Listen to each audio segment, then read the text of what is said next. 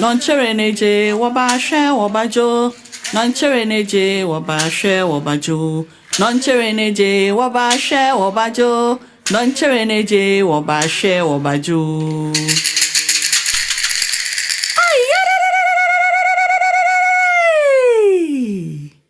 Story time with Nadakwa. A very long time ago, there lived a man called Ni Odoi. He lived with his beautiful wife, Ajoko. They were very kind and loved by everyone in the village. But there was something missing in their home. They have been married for 15 good years without a child of their own. Ajoko would always cry and pray every day for the fruit of the womb. Her husband always consoled her and assured her that he would never marry another woman but would wait for the right time. Or even if the Creator said they won't have any child, then so be it. Saying that was Ajoko's fears. After 20 years of waiting, Ajoko finally got pregnant. They were so overjoyed since their wish has finally come to reality. Ni Odoi treated Ajoko like a queen. He never allowed her to do any chores. He pampered her like a baby till the 9th month that she gave birth to a bouncy baby girl. The whole village was overturned with joy for the kind couple. The naming ceremony was done and they named her Bihati, meaning one who brings joy. She grew up to be a very beautiful girl with curved stature and her dark brown beautiful skin. Her skin and curved shape was like that of her mother, and her height and beautiful oval face was the replica of her father. She was the most beautiful girl in the village and also had a very good character. She had one best friend named Cynthia. They were like sisters. Cynthia, on the other hand, was light-skinned, short with no curves, but very beautiful too. When they turned 20 years and was ripe for marriage, the town crier of the village announced that the king's heir, Prince Kobi, was set to choose a wife. So the young ladies were asked to present themselves at the king's palace for the prince to select a wife amongst them the next 3 days. After the announcement, Cynthia went to Bihati's compound. When she got there, Bihati was sweeping and she asked Cynthia, "Hey, why are you sweating this early morning and panting like you were being chased by a wild animal?" Then Cynthia replied, "Ha! Save your question for another day. Did you hear the announcement?" she asked Bihati. Then Bihati replied, "See, is that why you came here this early morning? Of course I heard it." Then Cynthia said to her, "You sound like you're not interested." "Well, I can't wait to be chosen by the prince." She gave a 360 turn by admiring herself. Then Bihati said, "I wish you well, my sister." Then Cynthia replied to her, "Are you not going? Or you have lost hope since you know I'm light-skinned and heard the prince likes light-skinned ladies. Don't worry. If I become the queen, you will be my right-hand woman." They both laughed and Bihati said, "Okay, your highness, I have heard you." They talked about what they were going to wear and everything about the announcement the whole day. The D-Day came and all the ladies were present at the palace. Some were super confident, some were relaxed, whilst others were also nervous. Out of all the 15 ladies that were presented, he chose Bihati. Most of the villagers were happy for her. Cynthia was very jealous and angry at the same time, but pretended to be happy for Bihati. The marriage date was fixed to take place in the next 2 weeks. Meanwhile, the 2 weeks was like a year to the prince, since he couldn't get Bihati off his mind. Preparations were being made for the marriage. Bihati's parents were so happy for her. That night, Cynthia was restless. She was so pained and thought to herself, how did this happen? What did the prince see in that girl that he didn't see in me? I saw him staring at me throughout. So how did he move to her? I don't get it. Look at my beautiful skin. Something that men were willing to die for. But I rejected all of them for the prince's sake. And he chose my friend instead of me. I now get it. She used charm. No wonder she looked unconcerned. Oh, I see. How come I didn't notice it early? I will get the prince at any cost. The battle has just begun. Bihati, watch out. The prince visited Bihati every day since he couldn't sleep a day without seeing her pretty face. They will go sit at the riverbank to talk, and the prince will sing this beautiful song for her. Biha, biha, biha, biha, biha, biha. Oh, yeah, me fe dodo. Oh, yeah, me fe dodo. Me dofu Bihati. Then Bihati will gracefully dance to it by shaking her beautiful curved beaded waist whilst the prince sits and watch her beautiful dance. And Bihati will also sing, my prince, my prince, my prince, my prince, my prince, my prince. Oya makme mutafe, oya makme mutafe, medafo kobi. The love they both shared was so beautiful. It felt like they actually knew each other for years, unaware of the fact that Cynthia's jealousy for her was eating deep into her. She would always go see her after spending time with the prince to gist her about everything they discussed or did.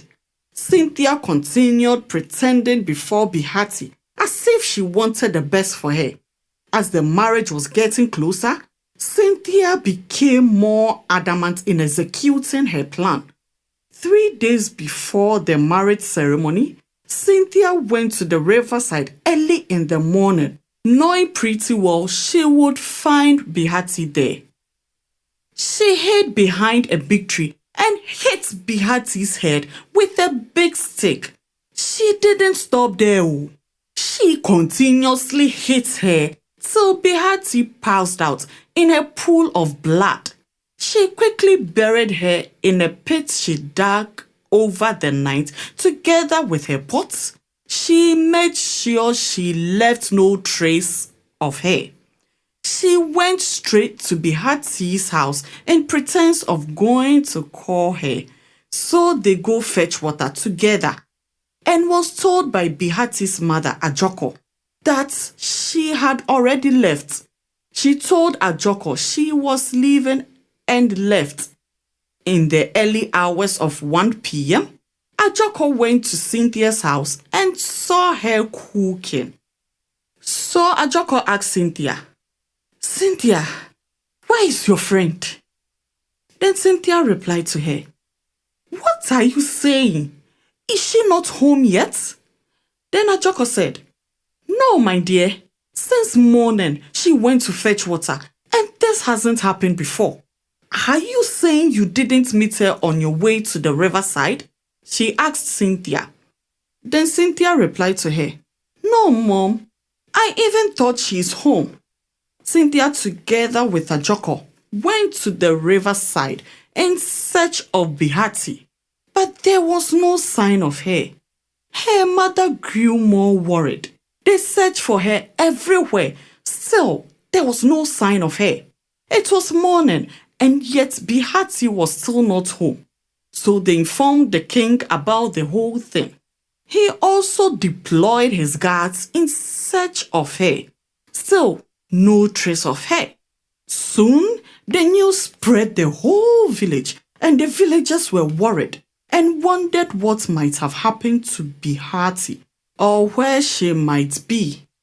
Her mother couldn't help but cry and ask God questions. Cynthia would console her, saying she was with her throughout, like she was also affected. The king summoned Bihati's parents, Ni Odoi and Ajoko, to the palace and accused them of helping their daughter run away with her lover and deceived him. They were surprised to hear such a thing coming from the king. They asked the king where he heard such a lie from, cause their daughter was never with anyone. The king ordered them to summon the lady.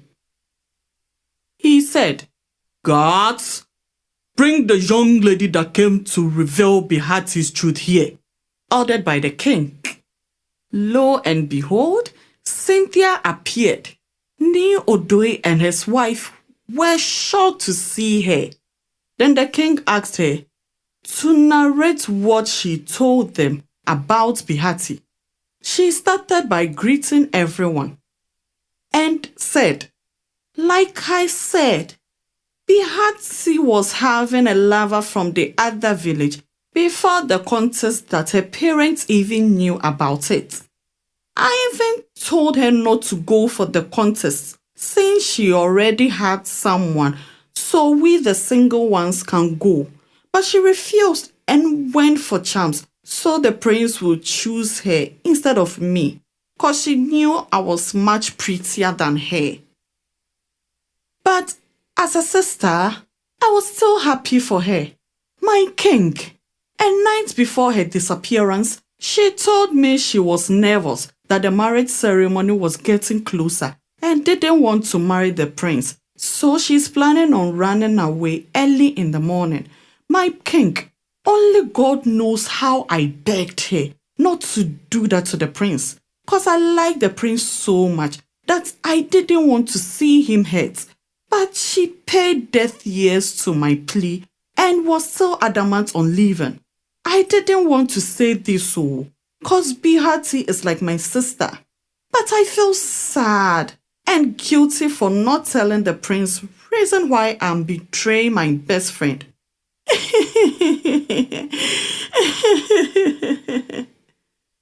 She began to cry and said to Bihati's parents, who were so shocked by what they heard from Cynthia, "Mom and Dad, I'm sorry that I revealed the truth. Please don't take it the wrong way. They also deserve to know the truth." Then Ajoko said, "Cynthia, how could you? What did my daughter ever do to you?" Ajoko continued, "My prince, why are you quiet? Say something. Say something." Prince Kobi never said a word and left. "Quiet, everyone," said the king. "After listening to everyone, Ni Odoi and his wife is hereby ostracized for deceiving us. Everyone found talking to them will be ostracized too. I rest my case." "No, you can't do this to us, my king. Cynthia is lying. This is unfair. You can't do this," Ni Odoi pleaded.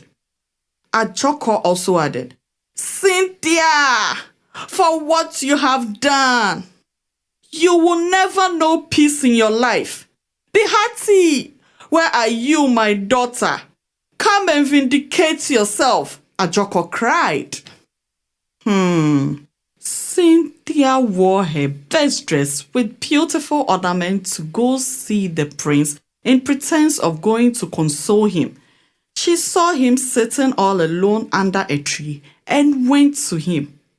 Then the prince asked her, "What are you doing here this early morning?" Then Cynthia said, "I came to see how you are doing." Then the prince replied, "I'm fine, so you can go now." Then Cynthia replied to him, My prince, wrapping her hand around his neck. Then the prince stopped her. She continued, I know you are heartbroken, but Bihati is nothing to write home about. She's not worth your sadness. I will advise you to move on, okay? Because she's not coming back to you. Besides, there are many fishes in the sea. I'm even one of them. Then the prince said to her, Can I ask you a question? Go ahead, Cynthia replied. Why did you say that about your friend? I don't understand, the prince asked her. Because I love you and don't ever want to see you sad. I also hate betrayal and didn't want to see you waste your life on something that can never be yours. She tried her best for the prince to look her way, but all proved futile.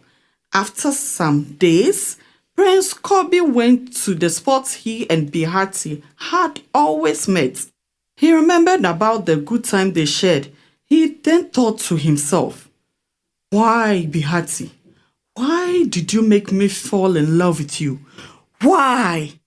Why? Why? I'm finding it hard to believe what your friend said. But then again, why would she lie about such a serious issue? Even if she's lying, then where are you? I just want to wake up and realize all this was just a dream. Then he sang their song with a sad voice. Immediately he was done, he heard Bihati's voice singing her part, but this time with a strange voice. He quickly rubbed his eyes and looked around, but found no one. He got up from where he was sitting and ran back home. He went the following day, the exact time, and sang the song again. Biha, biha, biha, biha, biha, biha. Oh, ya me fe dudu. Oh, ya me fe dudu, me dofu Bihati. He heard the same voice, but this time, the words in the song was different. My prince, my prince, my prince, my prince, my prince, my prince. I was killed and buried here. I was killed and buried here by my best friend. The prince couldn't believe his ears. He quickly left to tell his father about what happened. So to be sure of what he heard, they summoned the villagers to go to the bank of the river the next day at the exact time. Everyone wondered what could have happened. Cynthia, on the other hand, never had a glimpse about what was waiting for her, since she was so confident that her truth could never come to light. It was morning, and everyone together with Bihati's parents were assembled at the riverbank. Then the prince sang the song. Immediately he was done, the voice came again. My prince, my prince, my prince, my prince, my prince, my prince. I was killed and buried here. I was killed and buried here by my best friend. Everyone was shocked to hear that. Cynthia began to take a step backwards to run, but was quickly arrested by the villagers. The king ordered them to dig up the place. Lo and behold, they found Bihati's remains with her pot and slippers and the beautiful beads the prince had gifted her as the chosen one. Her parents cried. They cried so loud. They screamed in pain. The villagers quickly rushed to beat Cynthia, but were stopped by the king. Stop, everyone! A wailing Ajoko said, My only child! My only child! God, why? Why? After many years of childlessness, you finally gave me a daughter. How could you take her away from me? What wrong did my family do? Why didn't you take me instead of her? Ah! Ah! Everyone felt sorry for them, looking at what has happened and the injustice done to them. The whole place was noisy. Some were discussing what they knew, whilst others were crying. Then the king said, "Silence, everyone. It is sad for something like this to happen to one of us. But for what Cynthia has done, guards," he called out. "Yes, my king," they replied. "Tie her on the tree and give her 100 severe strokes. After you throw her in the lion's den. I rest my case," ordered by the king. The villagers hailed the king for his verdict. "Hail the king! Hail the king!" He apologized to Bihati's parents and awarded them. He expressed his sincere condolence. This is the end of my story, and I hope you learned something out of it. This is my advice to everyone out there. Whoever kills by the sword dies by the sword. Love all, trust few, do wrong to no one. Blowing out someone else's candle doesn't make yours shine any brighter. Thank you, and I love you all.